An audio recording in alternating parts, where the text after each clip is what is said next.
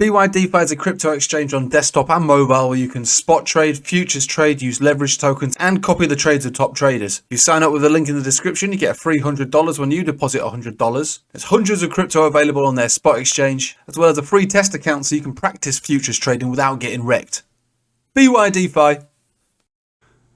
Hello everybody, welcome back. So we had a decent closure for the Dixie, and I say decent, it's not super breakout territory yet, but it's pretty decent. And if you look back, as with Captain Hindsight's eyes, you'll see that basically we came down to test the weekly 200 exponential moving average, nothing more than a golden cross retest really on the higher term timeframes, which again, I suppose looks pretty sweet. And this time we've managed to close above your Bollinger Band on the Dixie. Now you might be thinking, well, what's going on here? What's going on here? Well, it's not like I'm calling for a major reversal on the Dixie or anything like that. I'm not at all. I am looking for a little further upside at this point now, given the fact that the weekly's closed so bullish, and obviously the last 4 weeks have been green since we touched this area, perfectly touched this area, which is also a horizontal area of significance as well.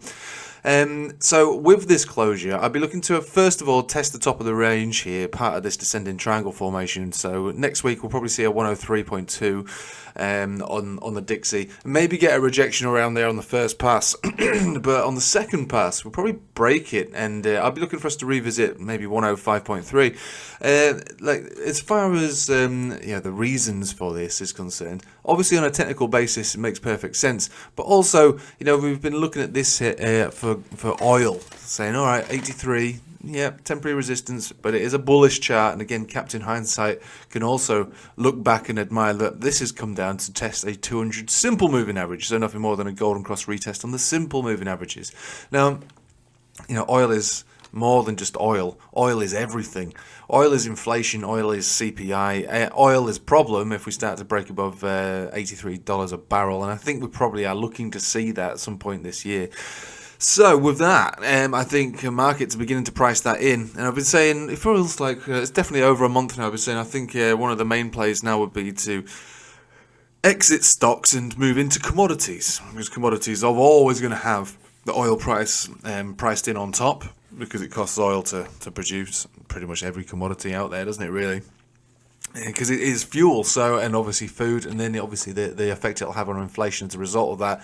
We'll bring ourselves back to what it was kind of like, I suppose, last year. Really, that sort of behaviour on charts, and I suppose rotations from that. So that's still the main vibe. Now, it doesn't mean that stocks have to plummet or we go into a bear market. It just means that this might be the might be the straw that breaks the camel's back, and we start to trend down for things like S&P, Nasdaq, and most individual stocks, unless of course they are in some way related to commodity prices, which some obviously will be. So that is the deal for traditional markets, and again we closed quite bullish on the Dixie, so I can only really assume that crypto will follow do the opposite of the Dixie, as it has done in the past many times. But it's not a guarantee, because like this year, we've all noticed it. Gold and Bitcoin have been more correlated than anything else. And I think gold's going to go up despite the dollar weakness, because it's again a main commodity and a hedge against inflation. And I think that's where some of the money's going to be. I think we're going to see gold prices move back up into the 2000s and beyond.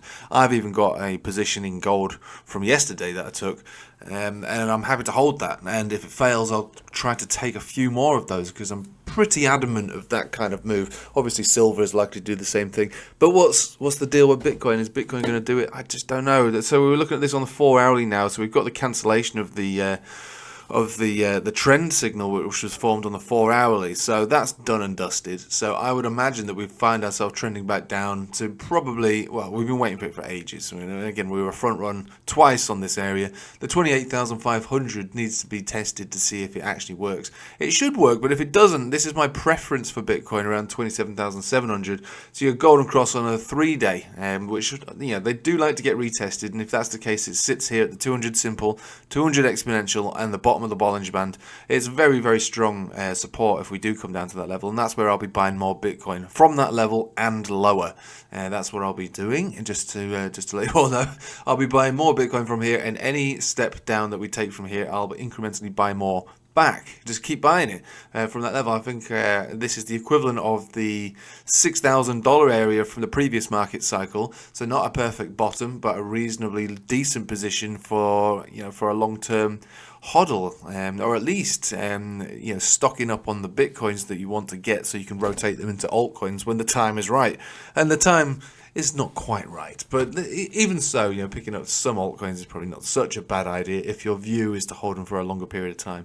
Either way, we've also got the 50 simple moving average here, sitting around here on the 3-day at 28,500. So there's a lot of support at these horizontal areas as well, both emphasized by moving averages and horizontals. So pretty good, but I still favour further downside, a trickle down basically. And if stocks decide to lose the plot a little bit and start to consolidate, which is only fair because some of these stocks, even the top cap stocks, Meta, whatever, they're up several 100% from their lows at the beginning of the year. Pretty awesome gains, really, just even on just normal stocks. So they do need to have a bit of a consolidation. They can't just keep going up all the time like this, especially if the dollar points to a little bit further upside.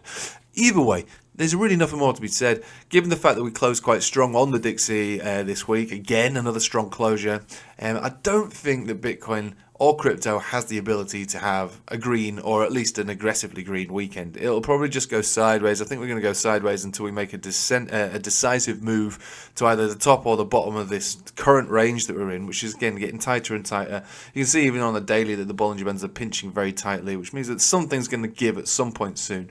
And we will revisit either the top or the bottom of the range. And at the moment, things do point to the bottom of the range, although it's not an absolute guarantee. But I wouldn't be too excited about any move up, nor would I get too excited about a move down. I don't think it has the power to have amazing follow through either way. And if we just look back, and I was saying this on the Patreon last night, if you wanted to join the streams, we've got links in the description below. You can interact with me on streams. The volume almost says everything we need to know. So an enormous amount of volume, buying volume this time round. So from scraping the lows from the FTX situation to the first leg up, consolidation, back up to this $25,000 range, the volume was very high. And then basically, since March, it's basically been non-existent. And because it's non-existent, it does offer, I suppose, a larger move one way or another coming soon. The momentum is creeping up, so again, I'm kind of direction neutral at this stage, not really particularly bothered about which way it does go. But looking at the volume, it says to me, it kind of tells a story that the smart money, the big money, the smart money, the hodlers' money joined the market between 15 and 25,000. And if that's the case, then like I say, you can think about this as obviously the bottom, so the equivalent of the last bull market's 3,800, and this area up here, the 25,000, the equivalent of around 6,000. And we will basically meander around this area, I would expect, probably for at least the rest of the year, giving people the opportunity to dollar cost average into it and start to pick it up, without any massive concern about new lows, but also without the expectation of significantly new highs. Just getting yourself a position like the large money did around these areas between 15 and 25,000. So we're sitting now at 29,400. It's still a support for what it's worth. It is still a support. The hopium can still exist at this area for further upside. But if it doesn't, and if it does break down, plenty of support below us and opportunity to buy where the hodlers picked it up. Yeah, I'm not saying we're going to go down further than 25,000. I'd be surprised if we did, but if we definitely did do that, if we did, then it should be an opportunity for those of you that didn't pick it up around these lower zones, because I don't know where it's going to go, but a new all-time high is probably the most likely scenario, but we don't know that for as a fact. But gains, from these lower zones, anywhere trending below that green area, that 27,500, that would be a good time to think about dollar cost averaging out, from that level and lower. And waiting for brighter days. Right, there's pretty much nothing more to be said. I am splitting hairs. I'm trying to squeeze blood out of a stone, really, with this chart at the moment. But the main fix is still the same: rotation from stocks to commodities, and see which side Bitcoin wants to go on. Is it a commodity today, or is it going to be that trend with the Nasdaq and tech stocks? I don't know. We'll see. Anyway, I'll leave it with you there. Thanks for watching. Hope you have a nice day. Take it easy.